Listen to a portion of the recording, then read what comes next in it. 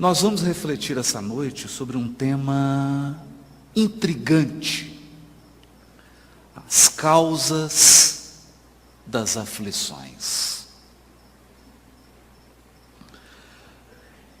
Há um tempo atrás, nós escutávamos uma entrevista de um grande cientista, uma pessoa dotada de uma inteligência incomum.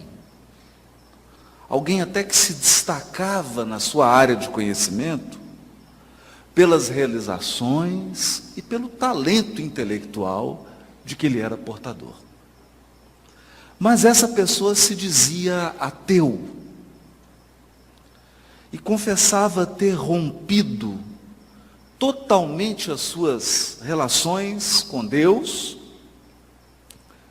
e com a religiosidade, mas falava isso como uma pessoa séria. Não era alguém que debochava da religião. Não era alguém que criticava a religião gratuitamente. Era alguém que de fato havia vivido uma experiência profundamente dolorosa, que deixara marcas e cicatrizes na sua alma, e que então, nas suas reflexões, utilizando aquilo que a sua inteligência podia dispor naquele momento, tomara a decisão de romper com tudo que dizia respeito à religiosidade e espiritualidade. E quando perguntado do porquê, por que ele rompeu com a religião, ele disse de maneira muito sincera: rompi porque a religião não explica a dor. E se há um Deus, se de fato existe um Deus, Ele não poderia permitir certas dores que ocorrem com algumas pessoas. A sua fala, então, era quase que um desabafo. Era quase que um pranto de alguém magoado com a vida. De alguém que de fato sofrera um golpe muito profundo e muito duro da vida, e que se fez uma pergunta: se Deus verdadeiramente existisse, por que Ele permitiu que isso acontecesse comigo? Essa talvez seja a grande questão da humanidade, e não tem como fugir dela. Nós podemos talvez dar respostas provisórias, superficiais, mas chega um momento em que cada um de nós passa por uma situação de perda, de dor, de sofrimento, e então surge essa pergunta. Em muitos até mesmo uma dúvida, em outros até uma crise de fé, uma crise existencial. Por quê? Se a dor fosse uma safra de soja, parece que Deus distribuiu os grãos de modo desigual. O certo é que quando nós examinamos a vida, do berço ao túmulo, parece que alguns receberam uma cota maior de sofrimento, ao passo que outros, uma dose mais generosa de felicidade e de sorte. Outro ponto que nos chama a atenção é que algumas pessoas, já recém-nascidas, enfrentam um caminho árduo e doloroso. Mal chegam ao mundo e já se deparam com um sofrimento extremo. São crianças recém-nascidas, que passam por cirurgias, que enfrentam um câncer, ou que vêm até mesmo a falecer por uma doença. Poderíamos pensar nos assassinatos, nas perdas afetivas, na desencarnação de um ente querido, num revés financeiro, nas situações mais diversas. Parece que chega um dia em que nós teremos que encarar face a face a dor. E parece que algumas criaturas, desde o dia que nasceram até o dia do túmulo, encaram a face da dor todos os dias. A pergunta é: por quê? Se Deus existe, Ele vê a dor? Ele acompanha? Se Ele acompanha, por que permite? Há um caso ainda mais intrigante por trás disso tudo. Parece que algumas criaturas, não obstante o seu mau caráter, não obstante praticarem o mal, não obstante a sua violência e a sua maldade, prosperam. Têm sorte, se dão muito bem. Ao passo que outras, embora sejam extremamente honestas, embora sejam criaturas totalmente morais, embora tenham um comportamento irrepreensível, enfrentam as circunstâncias mais dolorosas. Surge então a inevitável pergunta: se Deus existe, e se Ele é justo, porque Ele permite que os maus tenham sucesso e os bons sofram?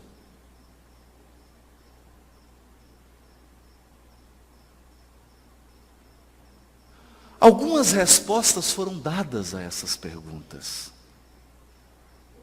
mas elas não foram capazes de convencer, e muito menos de consolar. Dentre essas respostas, uma merece destaque. É aquela que promete uma espécie de recompensa ou de um reequilíbrio num paraíso, num destino após a morte. Então, muitas filosofias e muitas correntes religiosas prometem: não tem problema, você está sofrendo aqui agora, mas você vai para o paraíso. Tem algo bom te esperando. Mas essa resposta não convence totalmente, porque parece que o preço da passagem não é igual.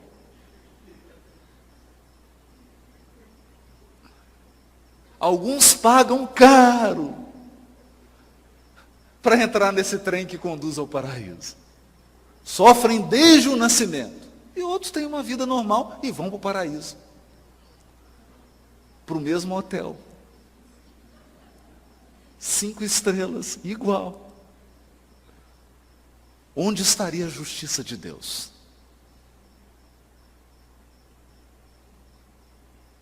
Em 1857,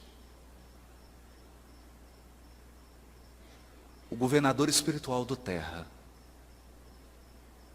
delibera que enviaria ao mundo o Consolador prometido,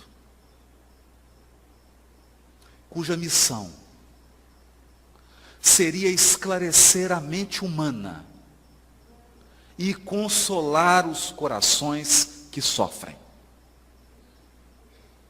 Como? Dando explicações racionais, claras, diretas, objetivas, amplas e proporcionando aos seres que enfrentam sofrimento em suas vidas uma sensação real e profunda de que eles não estão sozinhos. São acompanhados, são amparados por outros corações que muito os amam. E dentre os inúmeros trabalhos que foram entregues às mãos do codificador, um foi especial. Porque direcionado a responder essas graves questões. O Evangelho segundo o Espiritismo. No Evangelho segundo o Espiritismo, capítulo 5, bem-aventurados os aflitos, Kardec tocou nesse grande tema. O tema do sofrimento, o tema da dor, o tema da distribuição desigual do sofrimento entre os seres humanos. O tema da prosperidade dos maus e da provação dos justos. E escreveu, especialmente no item 4 e no item 6. 2 itens. No item 4, causas atuais das aflições. E no item 6, causas anteriores das aflições.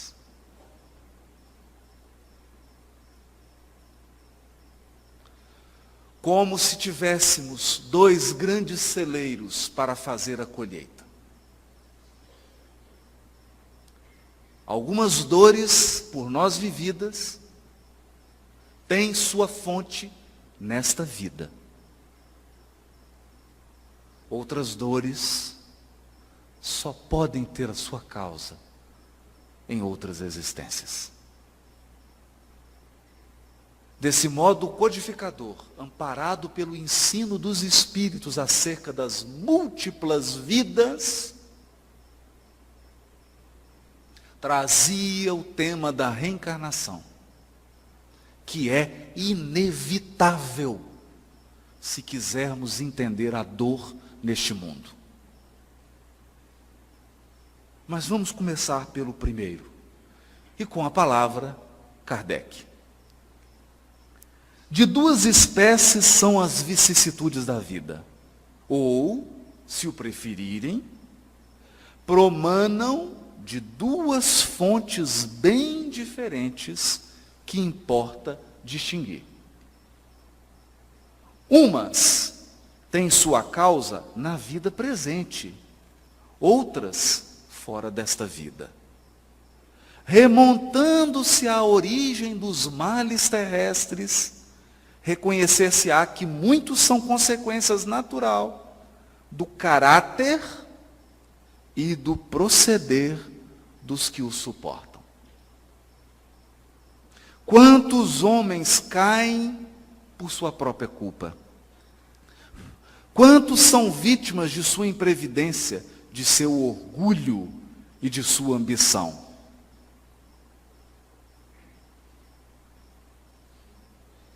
Aqui, colocava Kardec um marco para a nossa reflexão. E por essa razão, o Livro dos Espíritos conta com uma terceira parte, que são as leis morais. Isso significa que toda imperfeição gera um sofrimento. Toda deformidade de caráter produz uma aflição. Todo comportamento injusto atrai sofrimento para a nossa vida. Toda deficiência na nossa formação moral trará algum tipo de angústia e de provação. As causas estão na nossa intimidade. E podemos pensar, quanto sofrimento nos traz a impaciência? Quanto sofrimento não nos traz a violência que nós temos dentro de nós? O orgulho, o egoísmo. É assim que nós temos uma página extraordinária do Espírito Emmanuel, que está no livro Religião dos Espíritos. O capítulo chama Examina a própria aflição. Examina a sua própria aflição. E aí diz Emmanuel, a aflição do egoísmo chama-se egolatria, porque ser egoísta dói.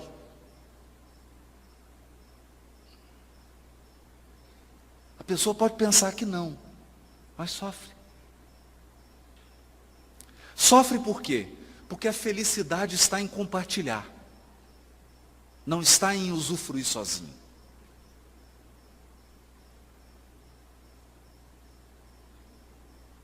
Imagina que você tivesse tudo o que você quer, mas fosse mandado para uma ilha deserta sem ninguém, só você. Seria feliz? Não.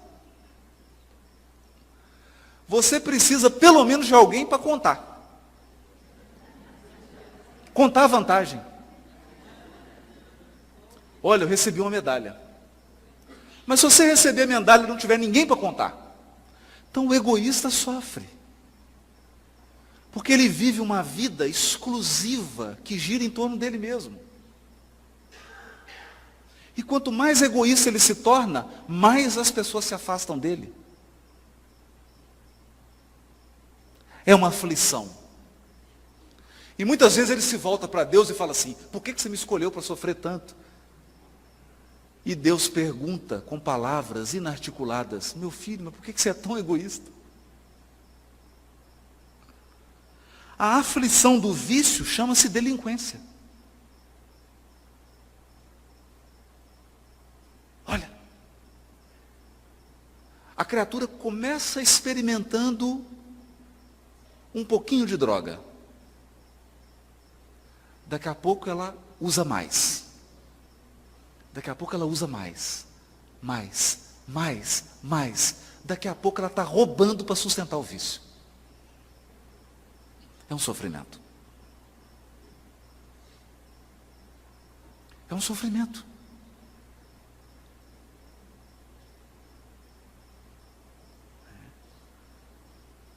A aflição da agressividade chama-se cólera. E a cólera só faz mal para a pessoa. Prejudica o fígado, ataca o estômago, afeta o sistema nervoso e o pior de tudo, dá pé de galinha. Te deixa mais velho com mais ruga. A aflição do crime chama-se remorso. Porque ninguém foge da própria consciência. A aflição do fanatismo chama-se intolerância. A aflição da fuga chama-se covardia. A aflição da inveja chama-se despeito. O invejoso sofre tanto que, primeiro, ele não consegue mais reconhecer valor no que ele tem e, pior, ele não consegue ser feliz com aquilo que ele já conquistou. É um sofrimento. A aflição da leviandade chama-se insensatez. Da indisciplina chama-se desordem. Tem criaturas que são tão indisciplinadas que a vida delas é uma loucura, é uma total desordem, porque eles não conseguem nem sequer chegar no horário de um compromisso. Tudo é difícil. Ele está sempre atrasado, ele está sempre afoito. Ele nunca acha as coisas, porque nunca põe no lugar. Sofrimento. Quem sofre mais é a própria pessoa. Por isso Chico dizia, a disciplina não é uma grade, não é uma prisão. A disciplina é a chave da porta, porque você entra e sai quando quiser. A aflição da brutalidade chama-se violência. A aflição da preguiça chama-se rebeldia. Da vaidade chama-se loucura. A aflição do relaxamento chama-se evasiva. A aflição da indiferença chama-se desânimo. A criatura indiferente não se importa com nada. Daqui a pouco ela é tomada por um tédio insuportável. Porque ela não consegue se importar com as coisas. E nós precisamos de gostar das coisas. Você precisa ter alguma coisa que você goste. Você precisa fazer alguma coisa ou gostar de alguma coisa que você faz. Porque senão você sofrerá do tédio. A vida perde o sentido. Você perde o rumo. É um sofrimento. É uma aflição. A aflição da inutilidade chama-se queixa. Aqui Emmanuel é duro. Porque ele está dizendo, quanto mais inútil uma criatura, mais ela reclama. Quem mais reclama é quem menos faz. Porque quem mais faz não tem tempo de reclamar. A aflição do ciúme chama-se desespero.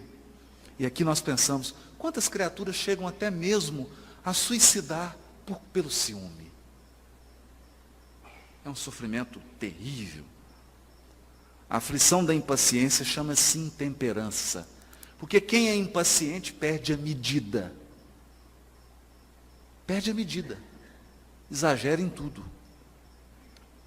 A aflição da sovinice chama-se miséria. Chama-se miséria. Sovinice é pão duro. Estou traduzindo aqui o Emmanuel. Porque quanto mais sovinice tem uma criatura, mais ela se impõe uma vida de restrição.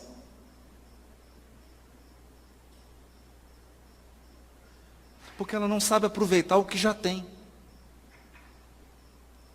A aflição da injustiça chama-se crueldade. Cada criatura tem a aflição que lhe é própria. Então aqui nós precisamos ser bastante honestos. É por isso que o Espiritismo, na sua condição de consolador prometido, ele vem esclarecer e consolar nossas dores. Mas o primeiro ponto que ele esclarece é: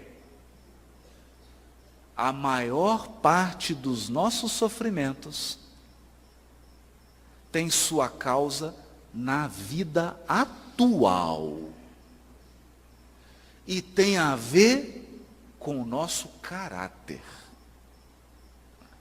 Por isso, o que propõe o Espiritismo? Terceira parte do Livro dos Espíritos, as leis morais. Propõe uma renovação moral. Uma transformação do caráter. Propõe a absorção de valores.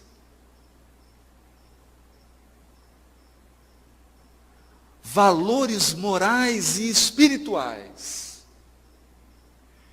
que pacifiquem o nosso coração. Que nos dê sabedoria para viver. Viver bem. Viver bem. Essa é a primeira grande reflexão. Por isso, quando nós enfrentamos uma provação, quando enfrentamos um sofrimento, nós devemos nos perguntar: o meu caráter, a minha condição moral, contribuiu em quantos por cento para esse sofrimento?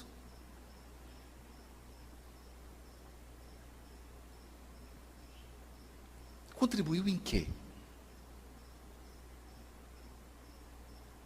Em quê?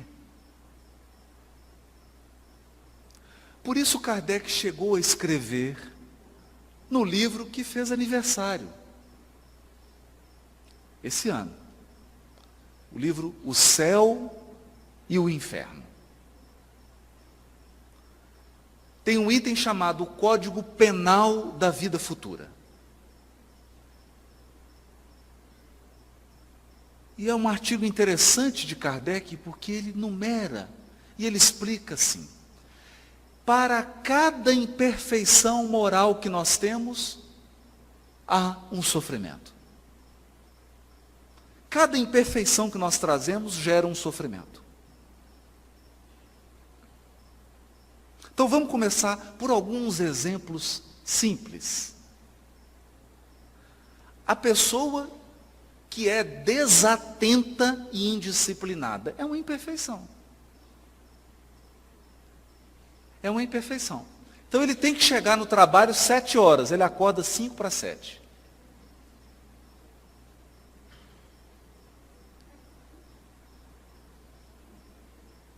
Em 3 minutos ele apronta, mas ele não sabe onde pôs a chave do carro.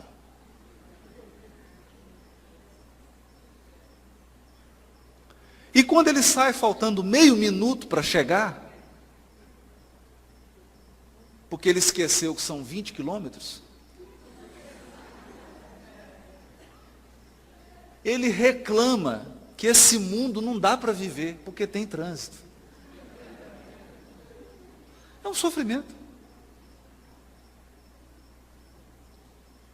E a criatura já começa o dia amarga. Então ela já chega mal. Quando ela chega no trabalho, bom dia. Não, bom, só se for o seu, porque o meu. Mas,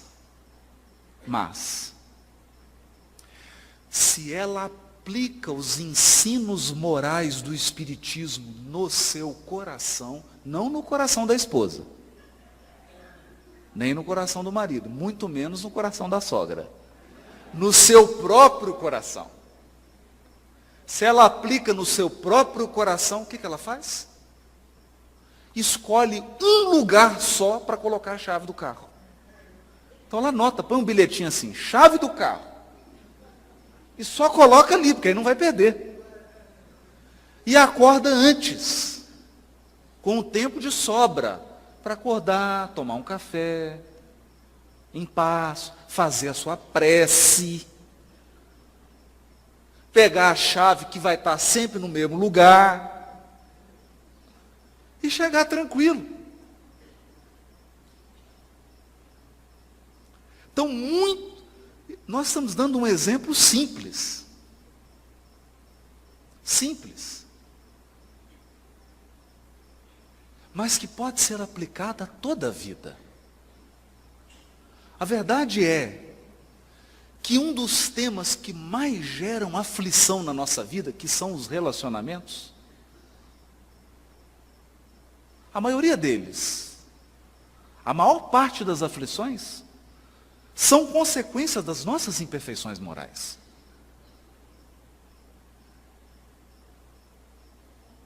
Das nossas imperfeições. Por isso há algo que me chama bastante atenção nos jesuítas. Os padres jesuítas. Eles têm um hábito que é muito curioso. Chega no final do ano, eles dividem, naquela comunidade em que eles trabalham, grupos de 5, 10 pessoas. E aí aplicam um amigo oculto. Como é que é o amigo oculto deles? É assim. Por exemplo, são 5 pessoas. Cada um tem que fazer uma lista com 10 virtudes e 10 defeitos dos seus companheiros. Então são 5 pessoas, você tem que fazer 4 listas. Para as 4 pessoas. Você vai listar as virtudes e os defeitos dela. Então você escreve 4 listas. E, portanto, você vai receber 4 listas. Quando você recebe as suas listas, são as pessoas que convivem por você. Não está identificado, não pode identificar. Aí você fala, não, eu não tenho esse defeito. Está tendo algum equívoco. Embora esse defeito apareça nas 4 listas, não é possível que eu tenha esse defeito. Embora ele seja o primeiro das 4 listas. Nós não enxergamos. Não enxergamos. Mas é comum também não enxergarmos as qualidades. Mas eu não sabia que eu tinha essa qualidade. Tem uma técnica interessante, mas cuidado para aplicá-la em casa. Isso pode gerar alguns problemas de relacionamento. É uma boa técnica. Porque nós vamos percebendo aqueles elementos da nossa personalidade que geram muito sofrimento. Bom, eu vou dar um último exemplo para nós passarmos para outra parte. As causas anteriores das aflições. Mas antes gostaríamos de falar ainda um último caso das causas atuais das aflições. Hoje, toda vez que nós ligamos a televisão no jornal, alguém foi preso.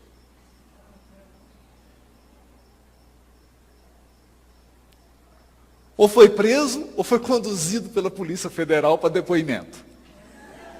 Ou então aceitou um acordo de delação premiada. E quando nós assistimos isso, é natural, é da natureza humana. A gente fica com uma certa raiva, né? Alimenta. Mas é um absurdo. Gente fulano se aproveitando, não percebendo a aflição que essas criaturas criaram para as suas vidas nessa vida. Mas um caso me chamou especialmente a atenção. Evidentemente, eu não vou citar o nome. Assisti uma reportagem. Isso já tem um tempo. E um desses sujeitos, então, que estava envolvido nesses escândalos. E é curioso, porque a pessoa vive aqui no Brasil, se escondendo, mas tem 20 milhões na Suíça. Ela não vai lá. Ela não vai viajar. Mas ela tem 20 milhões. É mais ou menos assim, eu digo, meu amigo, você tem 20 milhões, você não pode usar. Você vai viver até morrer sem usar, mas você tem o dinheiro, viu? Está lá.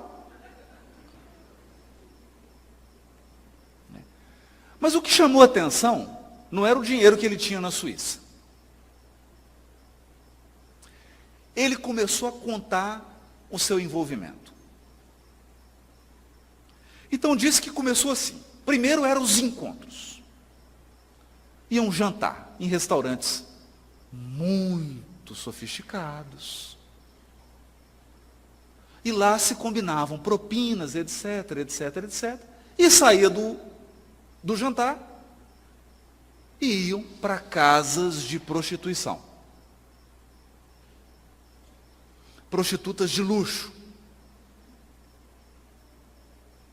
Então ele foi a primeira noite,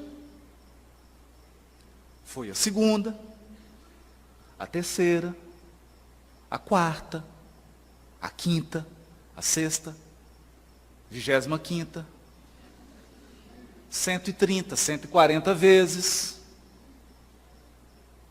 até que ele chegou, isso ele confessando, a uma situação. Todo dia ele precisava ir.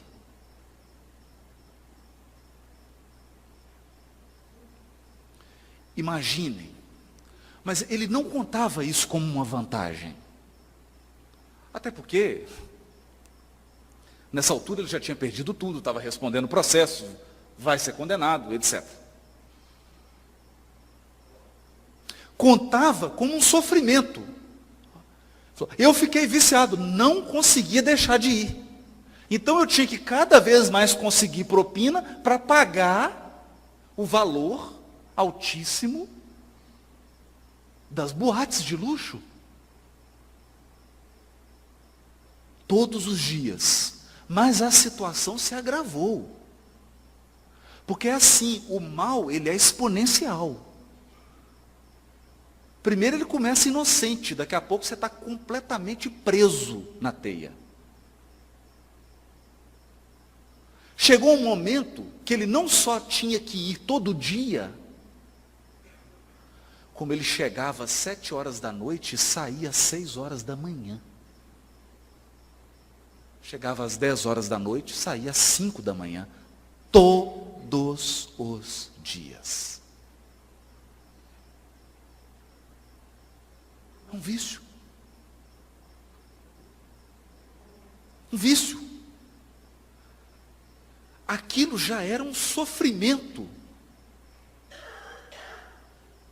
Porque aquele indivíduo já estava tão envolvido naquela situação, que ele não tinha mais força, não conseguia tirar força dentro dele mesmo para sair daquela situação.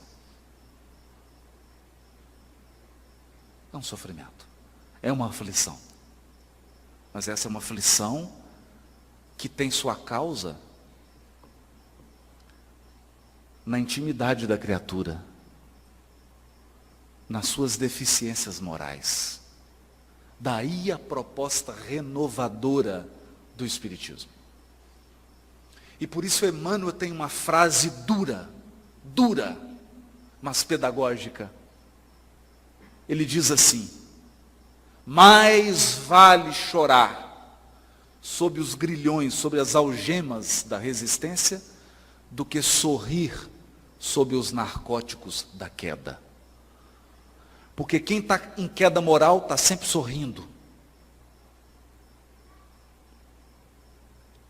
Ninguém que está se complicando moralmente está triste. Vai ficar depois. Mas enquanto está caindo, está sorrindo. Porque está sob o efeito de uma droga moral.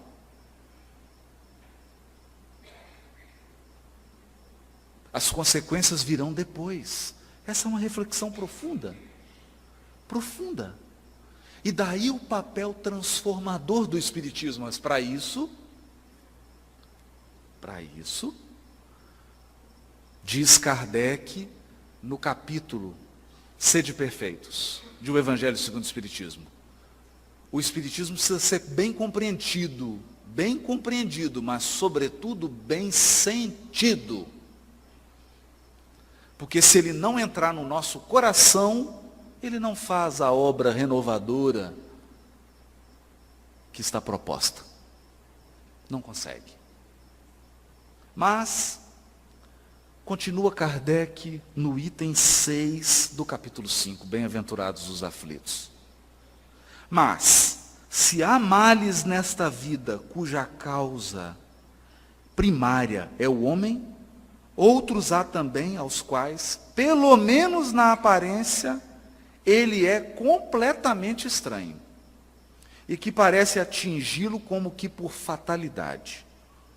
Tal, por exemplo, a perda de entes queridos, a perda daqueles que são o amparo da família, tais ainda os acidentes que nenhuma previsão poderia impedir, os reveses da fortuna que frustram todas as precauções aconselhadas pela prudência, os flagelos naturais, as enfermidades de nascença, sobretudo as que tiram a tantos infelizes os meios de ganhar a vida pelo trabalho, as deformidades, a idiotia, o cretinismo, etc. Todavia, por virtude do axioma, segundo o qual todo efeito tem uma causa, tais misérias são efeitos que hão de ter uma causa. E desde que os efeitos, precedendo sempre a causa, se esta não se encontra na vida atual, há de ser anterior a essa vida. Isto é, há de estar numa existência precedente. Há males para os quais a pessoa em nada contribuiu. Ela é atingida como que por um raio. E de uma hora para outra, a sua vida parece se transformar para pior, na sua visão.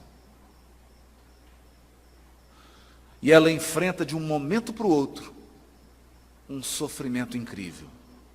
Isso pode ser uma doença nela ou em um ente querido, o abandono de um ser amado, um revés financeiro, etc, etc.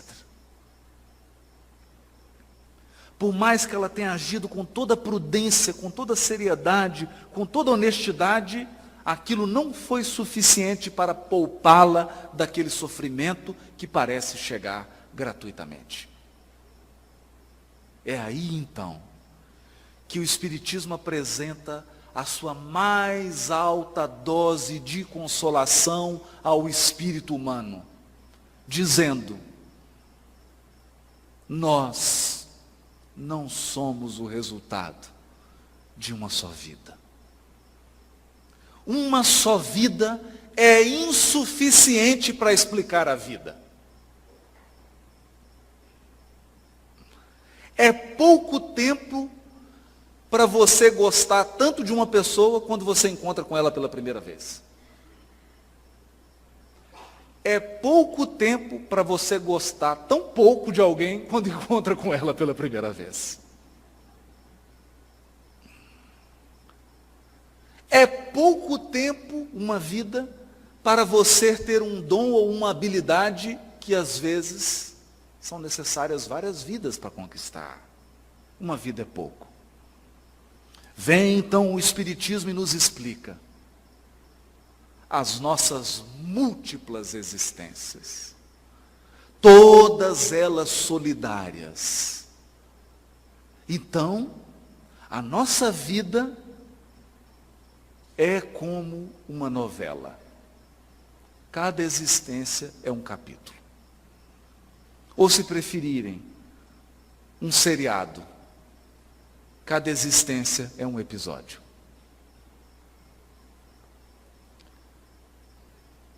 Talvez você esteja reencontrando hoje, em Jataí, alguém que você prejudicou há 700 anos atrás.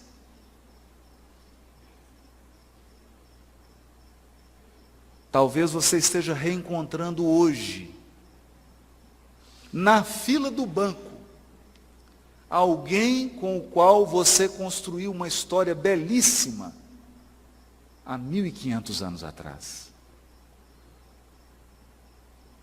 Talvez hoje você esteja vivendo uma situação de dor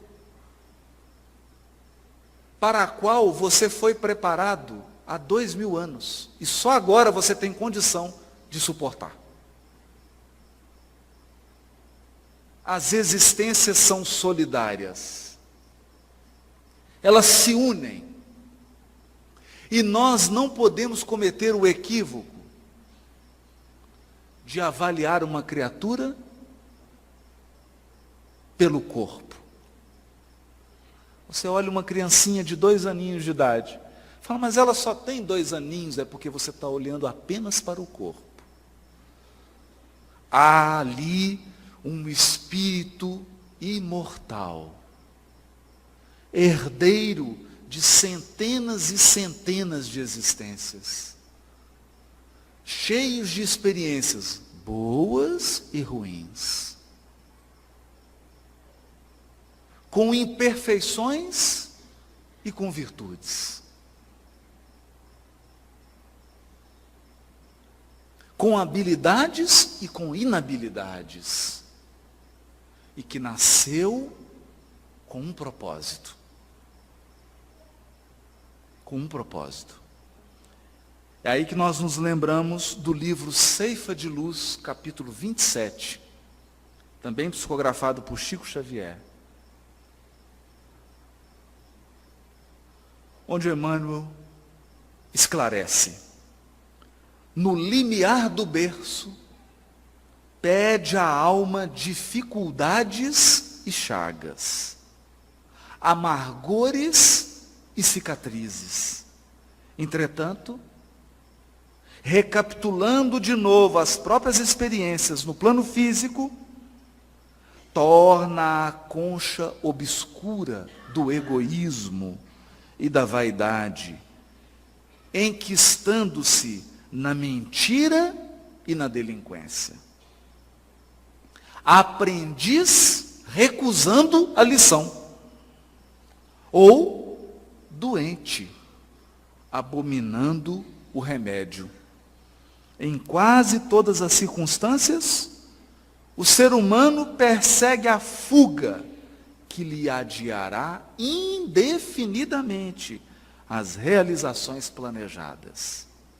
Porque nenhum de nós nasce sem um planejamento. E esse planejamento é simples. Tornar-se melhor quando você for embora do que você era quando chegou. Isso implica eliminar imperfeições e vícios. E muitas vezes, para eliminar essas imperfeições e vícios, ou débitos, você terá que passar por aflições.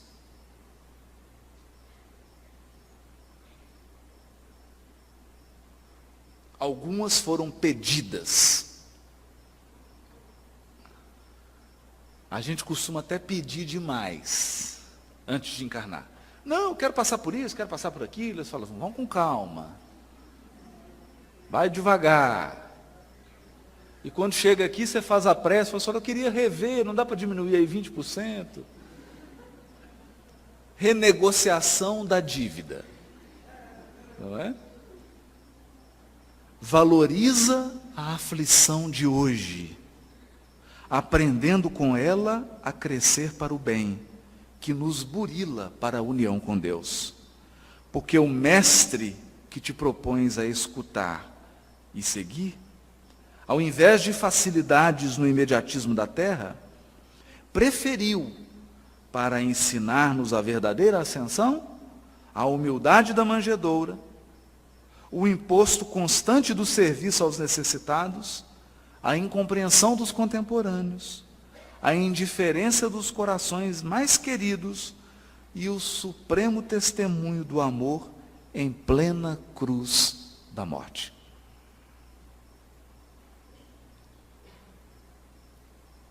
A verdade é que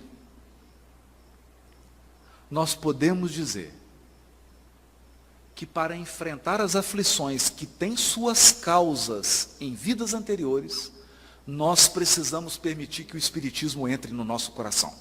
Porque se ele entrou só na sua cabeça, você não fica de pé. Não fica de pé. No momento do sofrimento extremo, não adiantam palavras. Não adianta explicações. Você não pode chegar num velório para uma mãe que está enterrando um filho de 2 anos e dizer para ela, olha, deve ser algum débito dele. Ou fazer uma palestra de meia hora no velório. Isso não alimenta a alma. É por isso que Emmanuel nos diz, a inteligência sozinha é como uma placa no deserto indicando a direção. O peregrino sedento e desorientado lê a placa e se orienta, mas morre de sede no caminho. O sentimento, a bondade e o amor, sozinho, é como um poço de água no deserto. O peregrino sedento e desorientado vem e mata a sua sede, mas se perde porque está desorientado. Então é preciso conjugar a placa e o poço de água. Esclarecer e consolar. Nos momentos em que nós encontramos as aflições cujas causas estão em nossas vidas anteriores, nós precisamos de consolo. Precisamos de alimento para o coração. Você precisa de força, de coragem. E isso, só quem ama é capaz de proporcionar. Em alguns casos, somente a prece. E aqui é a experiência verdadeira da religiosidade. É por isso que muitos abandonam a religiosidade quando são defrontados pela dor. Porque a dor é o supremo teste da fé. Há um caso belíssimo que Francisco de Assis caminhava no inverno rigoroso na Itália. Ele ia da sua instituição para um outro convento fazer uma visita. E foi acompanhado de um frade, amigo dele. E eles caminharam naquele deserto, já estavam quase congelando. Bateram naquela porta enorme. Abriu assim uma janelinha, um monge olhou e falou assim: quem é? Ele falou: é Francisco de Assis, nós queremos entrar. Francisco de Assis o quê? Fechou a janelinha.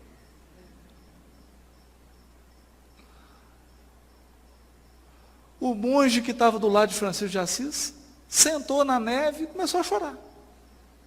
Agora nós vamos morrer. E Francisco de Assis começou a pular, ia cantar, ia brincar com a neve. Ele falou assim, ficou doido.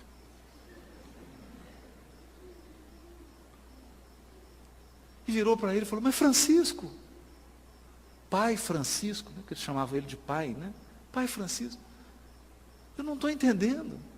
Será que o senhor não está vendo que nós vamos morrer? Ele falou: meu filho, eu esperei a vida inteira por esse momento. Ele: para quê? Para morrer? Não. Você não percebeu que agora não tem nenhum ser humano que possa nos ajudar? Ele falou: claro, por isso que eu estou chorando. Mas você não percebeu que agora nós estamos, meu filho, eu e você, 100% nas mãos de Deus? Foi o que eu busquei minha vida inteira. Nós estamos agora 100% nas mãos de Deus.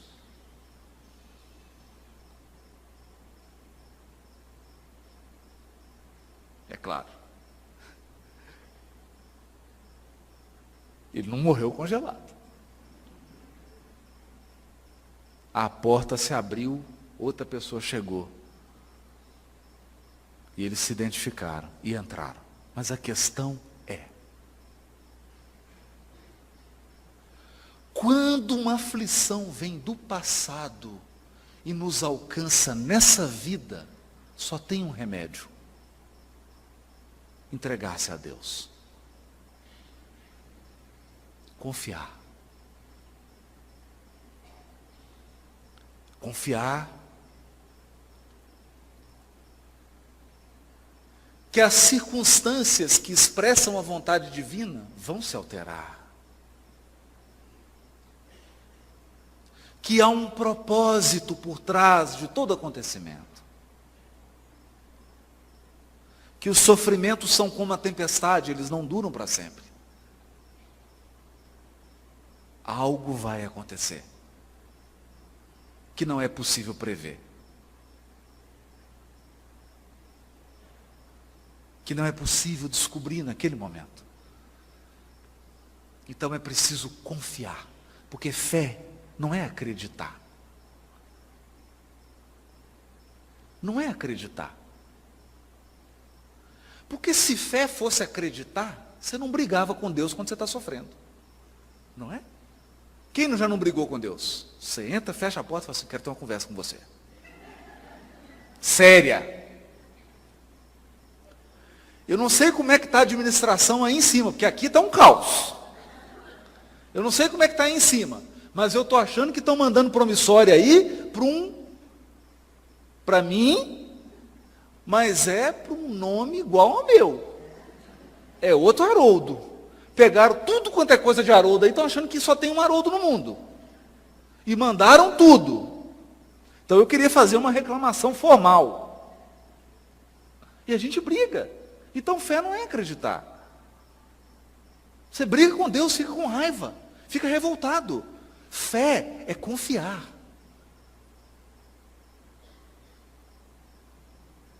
É confiar. Então fé significa, e é esse o grande ensinamento que a doutrina espírita nos traz, porque ela nos traz uma fé que não é uma fé cega, não é um confiar como se fosse uma criança. É uma fé raciocinada. Você confia porque tem pelo menos uma base. Você não sabe o porquê. Qual que é a razão exata daquele sofrimento que você está passando? Mas você sabe que tem uma razão. Você sabe que existe uma lei divina. Você sabe que existem múltiplas existências e que elas são todas solidárias. Então você confia. E confiar significa, você desliga o carro, coloca no ponto morto, abre a porta e entrega a chave para Deus. E diz, agora é você que dirige.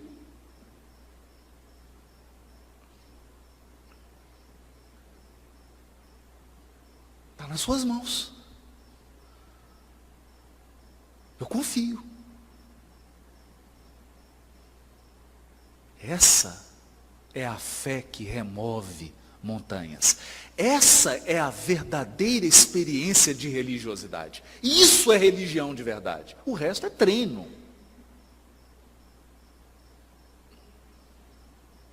É treino. No mais, todas as nossas práticas são apenas oportunidades que o Criador nos dá de adquirir provisão, preparo espiritual para os momentos de dificuldade, em que nós teremos que verdadeiramente confiar, entregar. Entregar.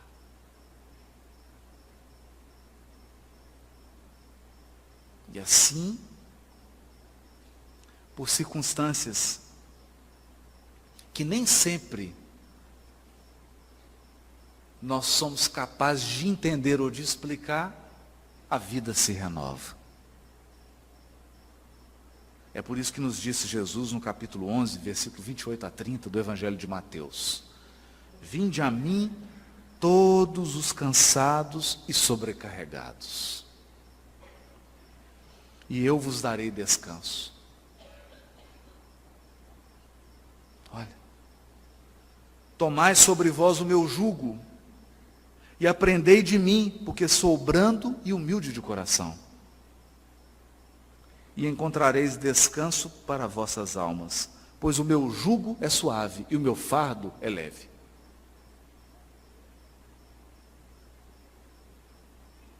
Qual que é o jugo de Jesus? O jugo era aquela madeira que era colocada no boi, no jumento, para ele poder arar a terra.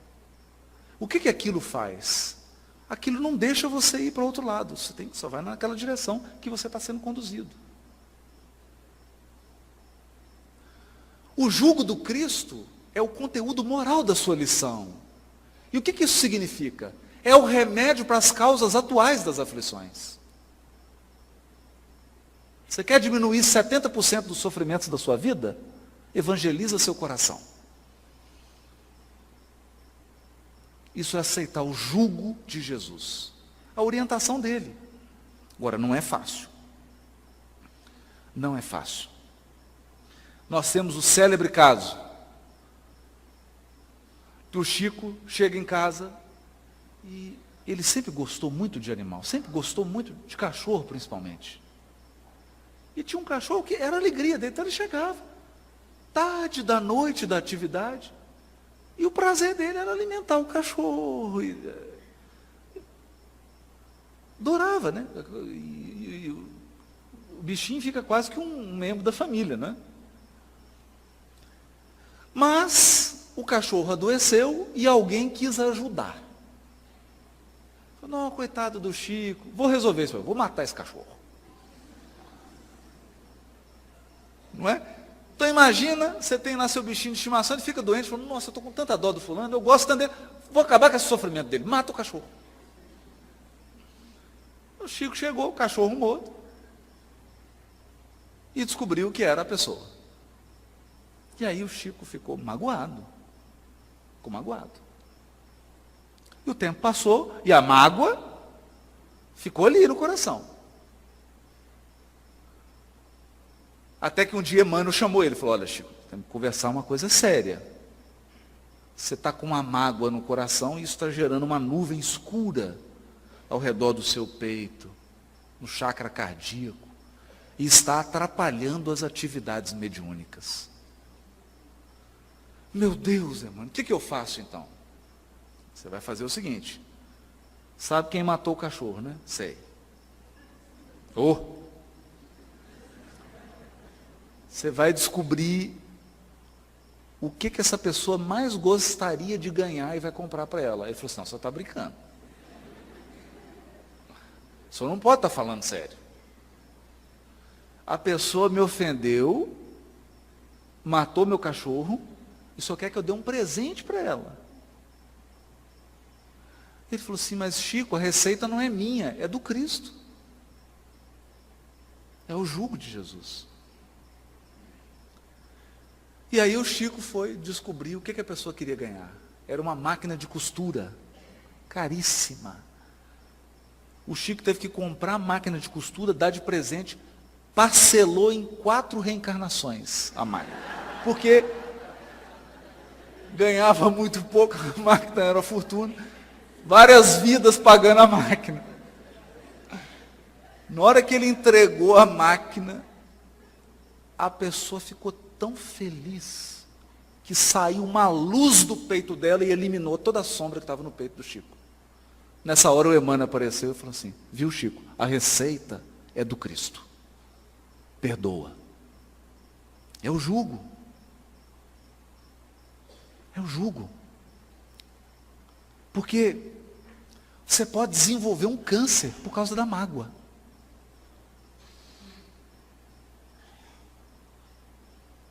A pessoa que te prejudicou, ela vai continuar vivendo, porque o acerto dela é com a lei divina. Mas e você?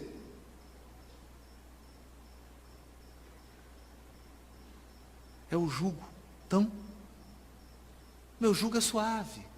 E o jugo do Cristo é suave. Por que é suave? Porque o duro é odiar. Perdoar é muito difícil, odiar é mais difícil ainda.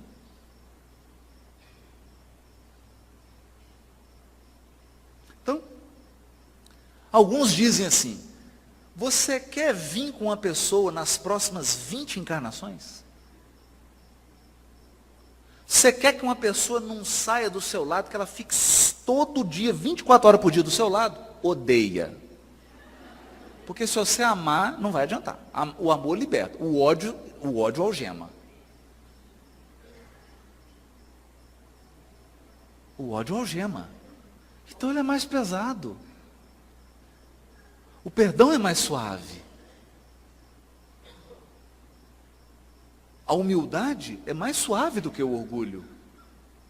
A disciplina é mais suave do que a indisciplina. A questão é que o ódio é doce quando você põe na boca e amargo para o resto da vida. O perdão, ele é amargo quando você põe na boca, mas depois ele fica doce como mel.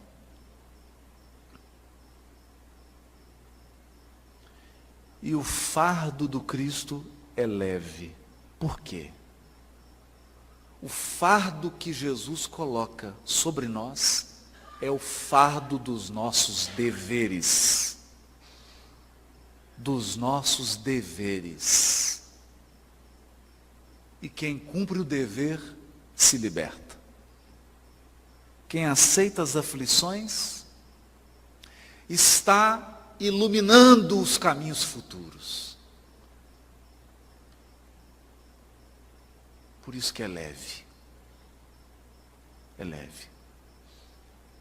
Vale mais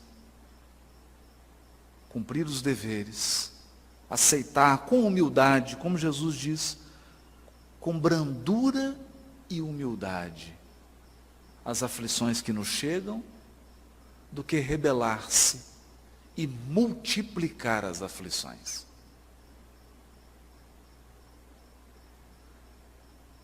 Essas são as lições do Espiritismo, que esclarecem e consolam o nosso coração. Mas uma coisa é certa: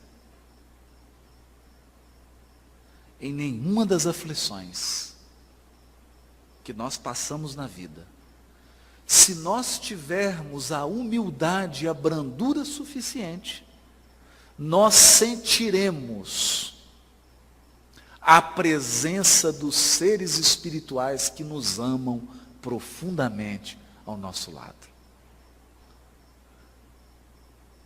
Nos momentos mais difíceis da vida, nós sentimos a presença mais intensa desses corações.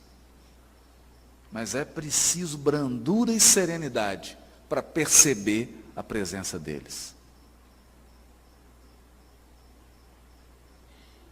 Nenhum de nós está enfrentando as suas aflições sem o amparo.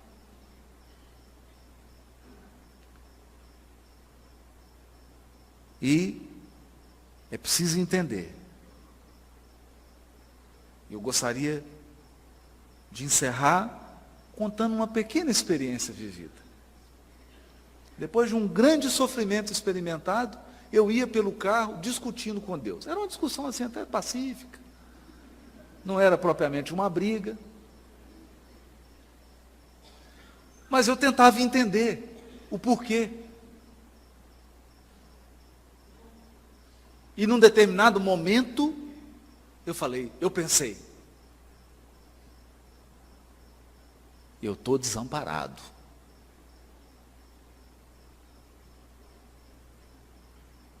Mas eu estava seguindo, ia fazer um estudo, e eu estava seguindo por um caminho que até o carro já sabe de cor. Quer dizer, de olho fechado eu vou. Não é que eu errei. Tem que virar para a esquerda, eu prossegui. Quando eu percebi, eu entrei num beco, era de noite. E eu achei estranho, porque a rua foi estreitando, quando eu vi não passava o carro. E eu tive que voltar 1,5 km de ré.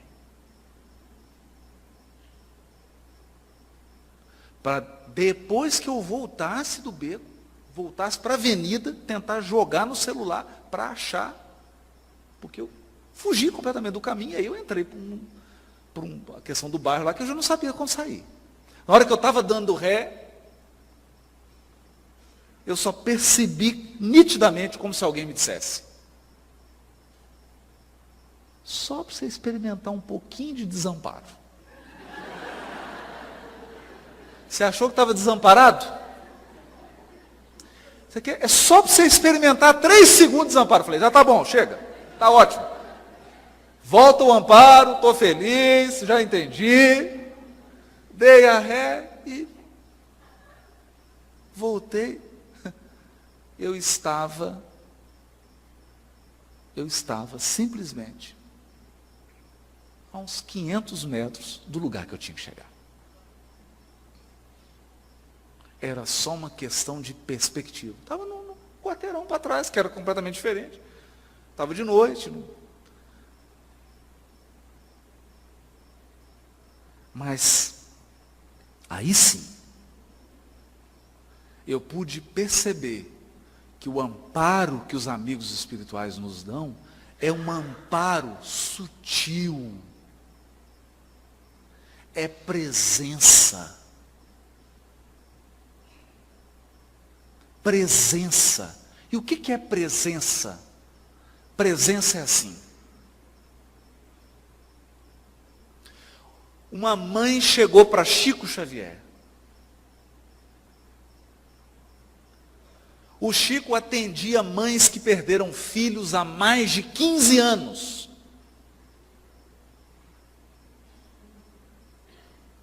Naquela noite ele já deveria ter atendido mais de 200 mães. Todas perderam filho. Essa mãe chegou diante do Chico e disse: eu perdi meu filho. E começou a chorar. O Chico abraçou ela e começou a chorar.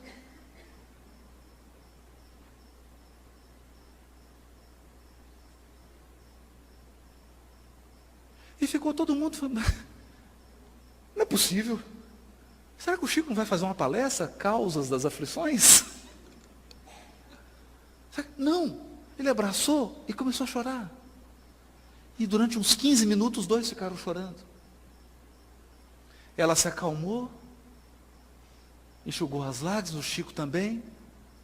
Ela virou para o Chico e disse: eu nunca me senti tão consolada em toda a minha vida. Porque é presença. A presença dos corações que nos amam no momento do sofrimento é tudo que nós precisamos para nos sentir amparados e consolados. E nós podemos dizer com certeza absoluta que a primeira presença constante em nossa vida é a do Cristo. E junto a Ele, dos corações que nos amam e que torcem para que nós cheguemos do outro lado, com o cumprimento dos nossos deveres, com o coração brando e sereno, por termos aceitado a condução do Criador nas nossas vidas. Muito obrigado e boa noite para todos.